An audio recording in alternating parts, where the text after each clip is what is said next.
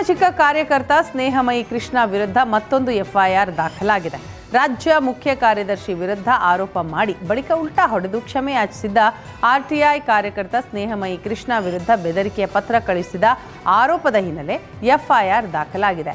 ಪವಿತ್ರ ಎಂಬುವವರ ಮನೆಗೆ ಬೆದರಿಕೆಯ ಪತ್ರ ಕಳುಹಿಸಿದ ಆರೋಪದ ಅಡಿ ಬಸವೇಶ್ವರ ನಗರ ಠಾಣೆಯಲ್ಲಿ ಕೇಸ್ ದಾಖಲಾಗಿದೆ. ಮೈಲಾರಪ್ಪರ ಮೇಲೆ ಹಾಕಿರುವ ಕೇಸ್ ವಾಪಸ್ ತೆಗೆದುಕೊಳ್ಳಲು ಒತ್ತಡ ಹೇರಿದ್ದಾರೆ ಅಂತ ಆರೋಪಿಸಲಾಗಿದೆ. ಪತಿಯ ಸಾವಿನ ಬಗ್ಗೆ ಮರು ತನಿಖೆಗೆ ದೂರು ಕೊಡೋದಾಗಿ ಬೆದರಿಕೆ ಹಾಕಿದ್ದಾರೆ. ಈ ಕುರಿತು ಕಳೆದೆರಡು ತಿಂಗಳ ಹಿಂದೆ ದೂರು ಕೊಟ್ಟಿದ್ದು ಎನ್ಸಿಆರ್ ಕೂಡ ದಾಖಲಾಗಿತ್ತು. ಇದೀಗ ಕೋರ್ಟ್ ಅನುಮತಿ ಪಡೆದು ಸ್ನೇಹಮಯಿ ಕೃಷ್ಣ ವಿರುದ್ಧ ಪೊಲೀಸ್ ಠಾಣೆಯಲ್ಲಿ ಎಫ್ಐಆರ್ ದಾಖಲು ಮಾಡಲಾಗಿದೆ. ಇಂದು ಚಿಕ್ಕಬಳ್ಳಾಪುರಕ್ಕೆ ಸಿಎಂ ಸಿದ್ದರಾಮಯ್ಯ ಮತ್ತು ಡಿಸಿಎಂ ಡಿಕೆ ಶಿವಕುಮಾರ್ ಭೇಟಿ ನೀಡಲಿದ್ದಾರೆ. ಕೆಪಿಸಿಸಿ ವತಿಯಿಂದ ನರೇಗಾ ಬಚಾವ್ ಆಂದೋಲನ ಕಾರ್ಯಕ್ರಮ ಆಯೋಜನೆ ಹಿನ್ನೆಲೆಯಲ್ಲಿ ಭೇಟಿ ನೀಡಲಿರುವ ಸಿಎಂ ಡಿಸಿಎಂ ಚದಲಪುರ ಕ್ರಾಸ್ನಲ್ಲಿ ಆಯೋಜಿಸಿರುವ ಆಂದೋಲನ ಕಾರ್ಯಕ್ರಮದಲ್ಲಿ ಭಾಗಿಯಾಗಲಿದ್ದಾರೆ.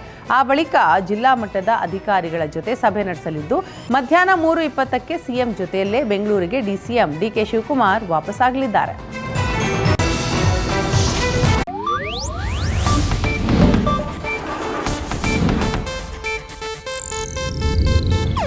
ಇದು ಏಷ್ಯಾನೆಟ್ ನ್ಯೂಸ್ ನೆಟ್ವರ್ಕ್ ಪ್ರಸ್ತುತಿ.